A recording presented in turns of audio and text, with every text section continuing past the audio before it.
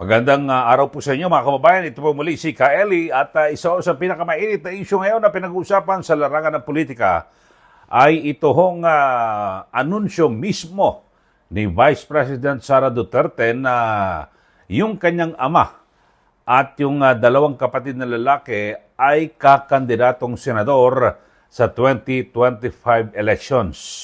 At ayon po kay VP Sara, ay ito pong si dating Pangulong Rodrigo Duterte, yung kanyang kuya, kapatid na si Congressman Paulo Pulong Duterte, at ganyan din po si Davao City Mayor Sebastian Baste Duterte, ay tatakbong senador para po sa 2025 elections.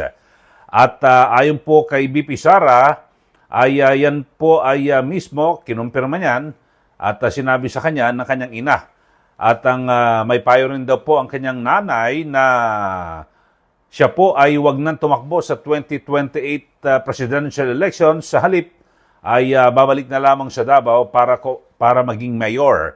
At ayon po kay VP Sara, ay ito pong ngayong si Mayor Basti Duterte na tatakbong senador din ay siya po ang kakandidatong presidente para po sa 2028 election. So, sari-sari po. At ang mga reaksyon dito po, may mga sinasabi, naku, joke lang yan.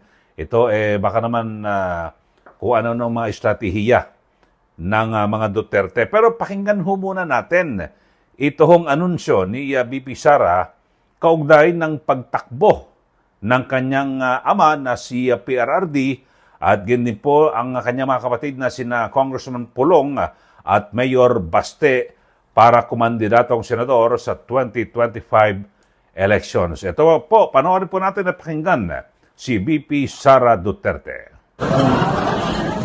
Mudagan og senador ang ako ang manghod si Baste Duterte and siya ang mudagan sa 2028 president. President.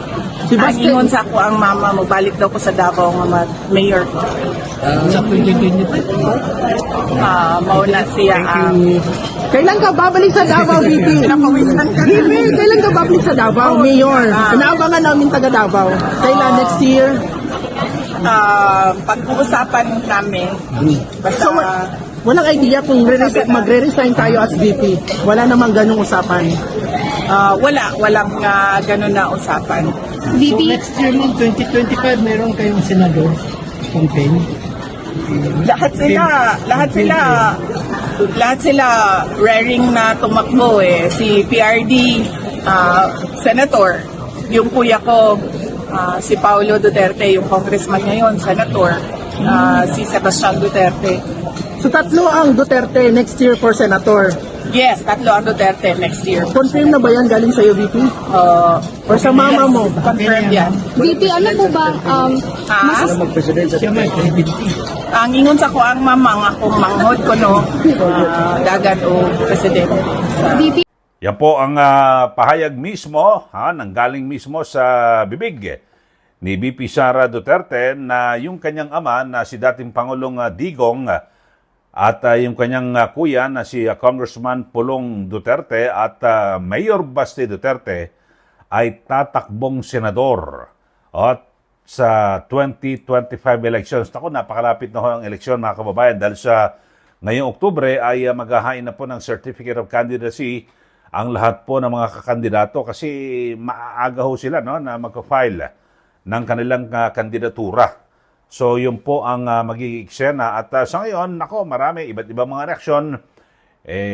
Baka alam niyo naman yung mga Duterte, mga strategy niyan sa politika.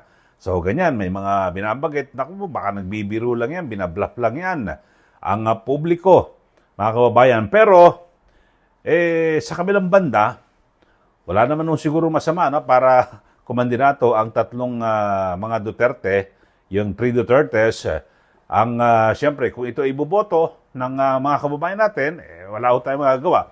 Kayo sa ating mga sumusubaybay dito po sa ating palatuntunan, pabor ho ba kayo o hindi na kumandidato ang tatlong Duterte sa Senado para po sa 2025 elections?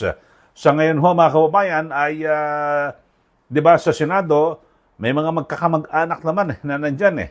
Di ba? Yung mag-ina, si Senator Cynthia Villar at yung kanyang anak na si Senator Mark Villar. Bagamat ngayon, graduating ho yan, patapos na po yung kanyang termino, si Senator Cynthia, napapabalita na kakandidato yung kanyang anak pa na isa, no? Na si Camille. So magkapatid ho yan, kung sakasakali manalo. Tapos sa kasalukuyan, nakaupo ay dalawang ehersito at estrada, magkapatid sa ama, si Senator JB at si Senator Jinggoy. Tapos, si Senator Alan Peter Cayetano, o yung kanyang kapatid, si Senator Pia Cayetano. So, magkakapatid no. May mag-ina, magkapatid. Tapos, mga kababayan, ay siyempre, si Senator Tulfo, ang binabanggit, tatakbo rin naman si Congressman Erwin Tulfo na senador. So, magiging dalawa na rin po ang senador o ang mga Tulfo diyan po sa Senado. So marami at hindi na po, sabihin natin na hindi na po bago yung mga ganitong eksena na magkakamag-anak, mag-ina, magkapatid ay tumatakbo, lalo na po sa Senado. Di po ba? So, pero ang pinaka-importante ho rito, ito ho ba ay tatanggapin ng taong bayan?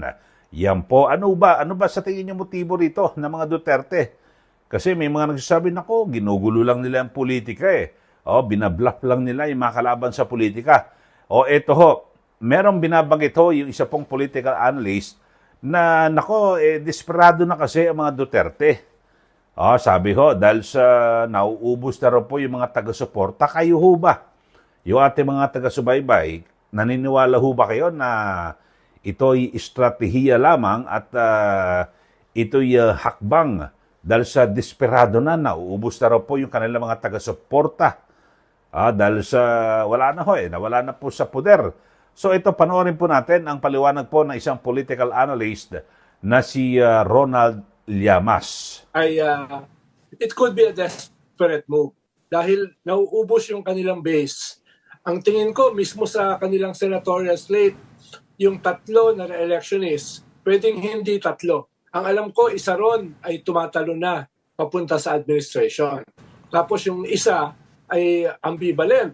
Binanata ni Baste, di ba? Si Bongo, na hindi nagsasalita to defend them. Kaya makikita mo, may kaunting rift. Si Bato naman, ang sabi, mag-guerrilla warfare na lang sila. Anong ibig sabihin nun? Mag-guerrilla warfare sa midterm. Tapos si Francis Tolentino, mukhang patalo na. So mismo yung kanilang mga loyalists ay hindi na ganun kaloyal. Tapos yung kanilang political base sa Congress at saka sa local government units ay halos naubos na. So it could be a sign of desperation. Dahil panto classic Duterte. Disruption. Pinag-uusapan sila ngayon out of the box. Diba? Yan po ang pahayag ni political analyst Ronald Llamas at dati rin po yan naging political advisor ng sa ilalim po ng Aquino administration para po sa inyong kaalaman. So, yun po, sabi niya, nako, desperado na kasi ang mga Duterte. Kaya sila po ay, yun na, magkakandidato na senador, tatlo ho yan, no, kung sakasakali. At kasi nauubos na rin po yung kanilang mga taga-suporta, yung tatlong re-election sa Senado, mukhang lumilista ng kaunti, mga kababayan, pati maging sa lokal na pamahalaan, nauubos na raw, ganun po ang binabanggit. Pero sa aking pananaw ho, mga kababayan, kung talagang seryoso na kakandidato, yung tatlong Duterte, wala naman ho tayong magagawa. Basta't kung ito po iboboto ng taong bayan, mayoryang Pilipino, okay lang po yan. At kasi hindi naman bago na sa atin yan, mga kababayan. Dami ho, di ba? Mag-ina, magkapatid. Nanalo po, no, na senador. Mga kababayan. At sa ngayon, alam niyo yung botohan ngayon, mas madali ho ngayon kasi sa mga nakaraan, di ba yung mano-mano, kailangan pa isulat Yung halimbawa, Duterte R. Halimbawa, Rodrigo.